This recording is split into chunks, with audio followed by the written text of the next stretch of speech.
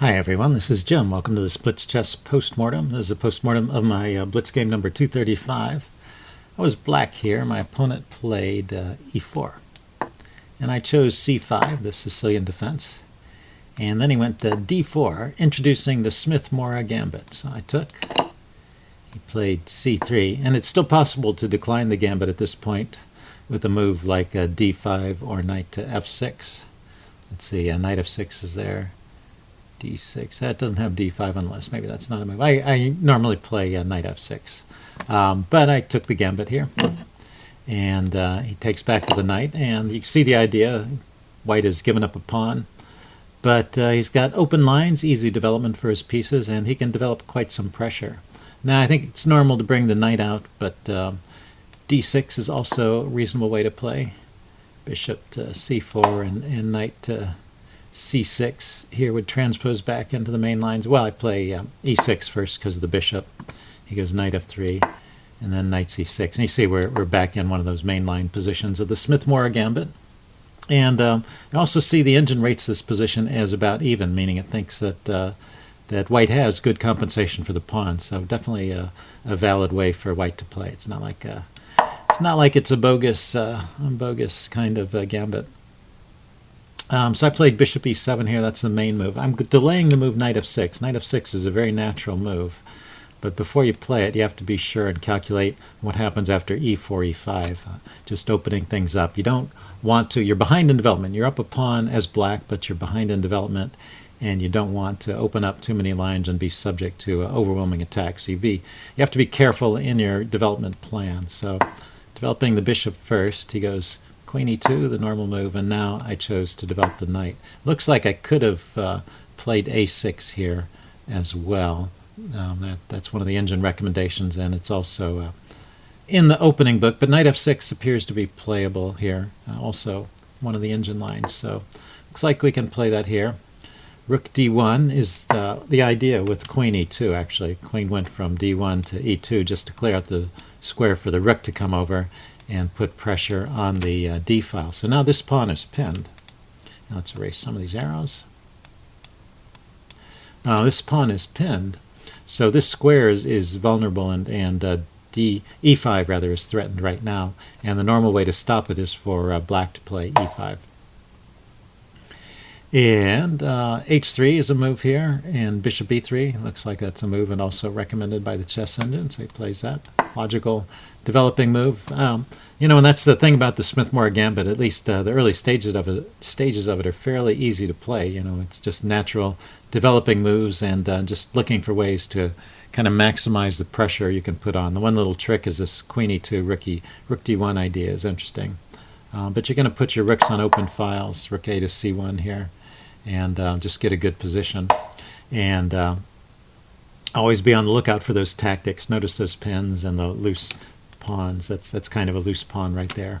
And if you can get in the push e4 to e5 before black has a chance to block it, you can get a pretty good attack going as white.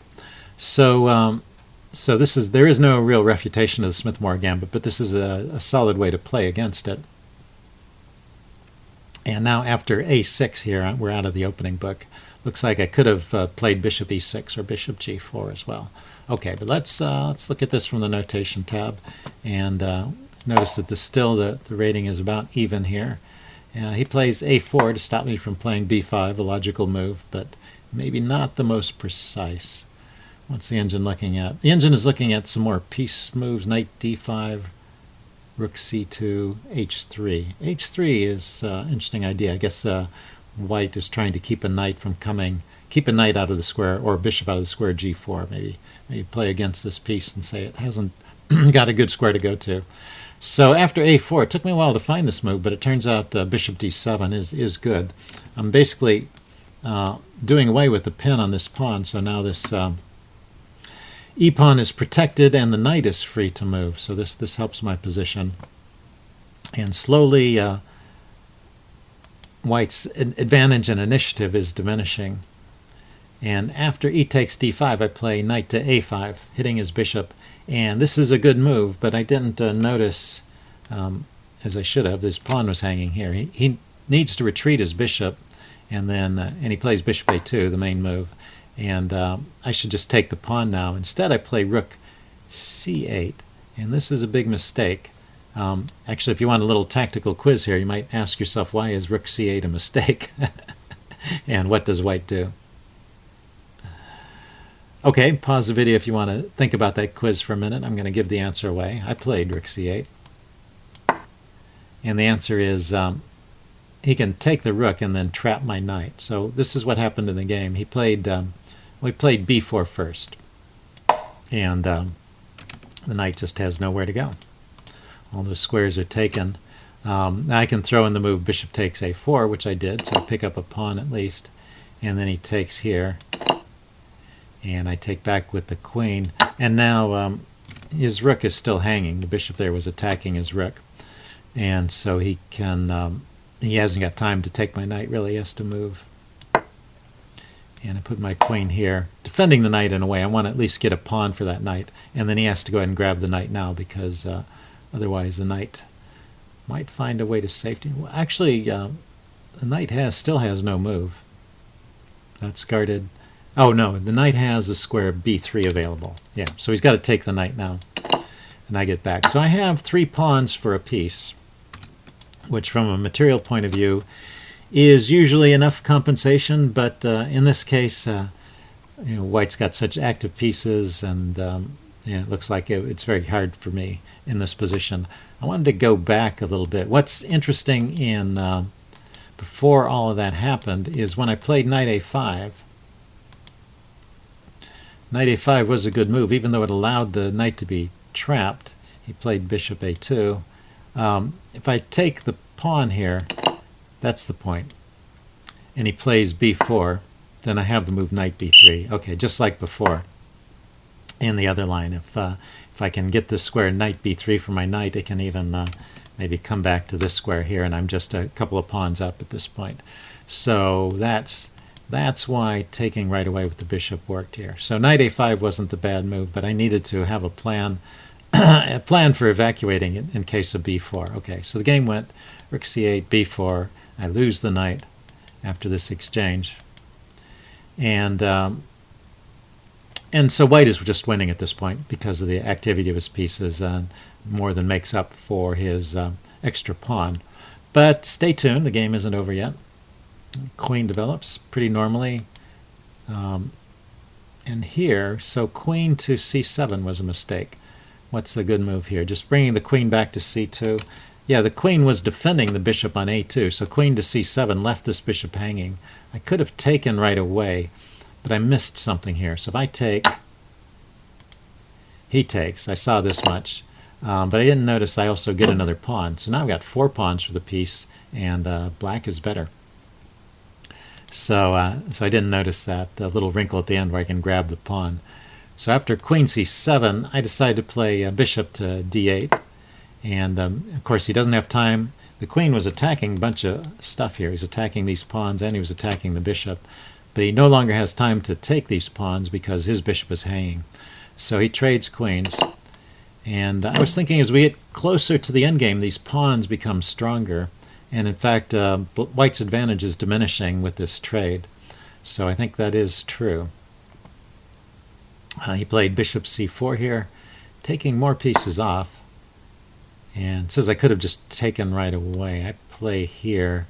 This gets even more pieces off, but it has a big drawback, which is it allows him to mess up my pawn structure. If I were to just take the bishop here, it gets off 1 pair of bishops, and it leaves me with a nice pair of passed pawns. The way I played it here with rook c8, he takes, I take the rook with check, he takes back, and then I take the bishop. And so I've gotten more force off, and we're definitely deep in the endgame now. I've just got 1 piece, and he's got 2. But unfortunately, I've doubled these pawns, so some of my advantage from the pawns is diminished, and white is still better in this position. But is it a winning advantage? Well, let's continue. Just making some normal developing moves, getting my king into the game.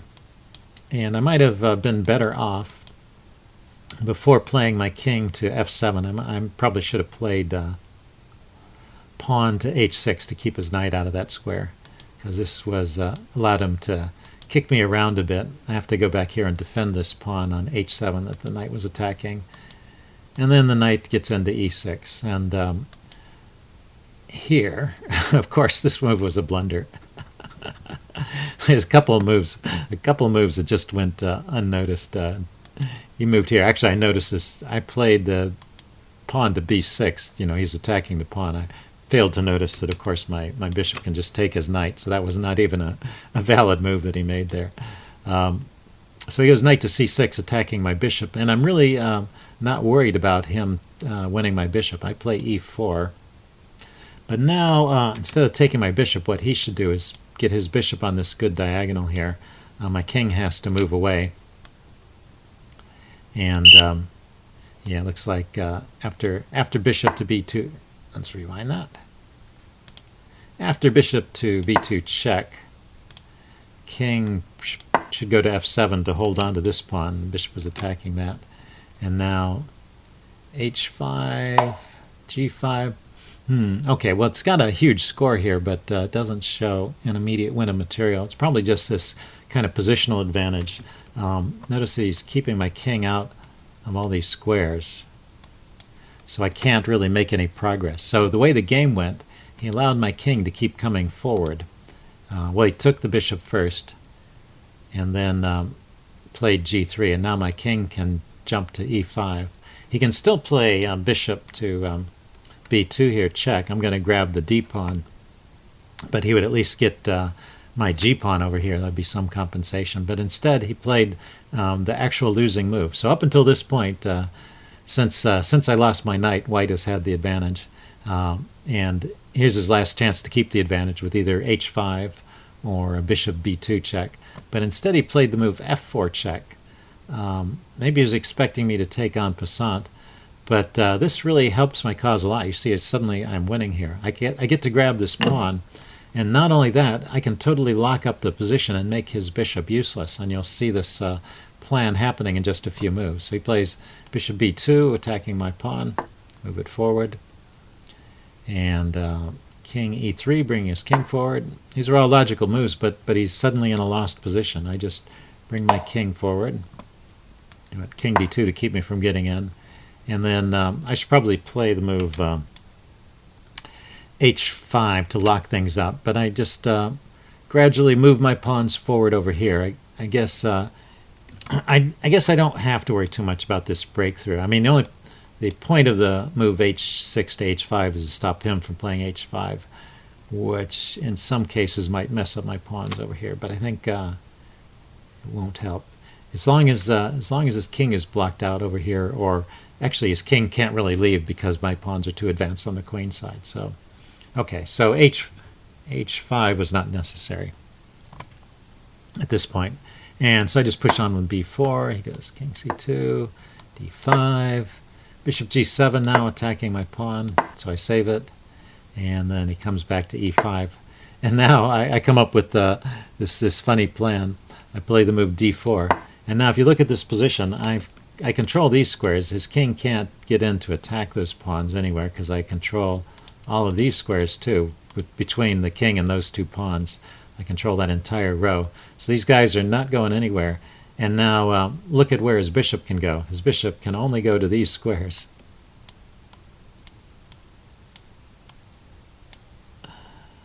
And well, it could go along this diagonal too, I suppose. But his bishop is completely trapped on this side of the board. It's all the moves the bishop has, and he can move the bishop around all he likes. It's never coming forward. And in the meantime, if we can erase all of these arrows here, I have a very simple plan.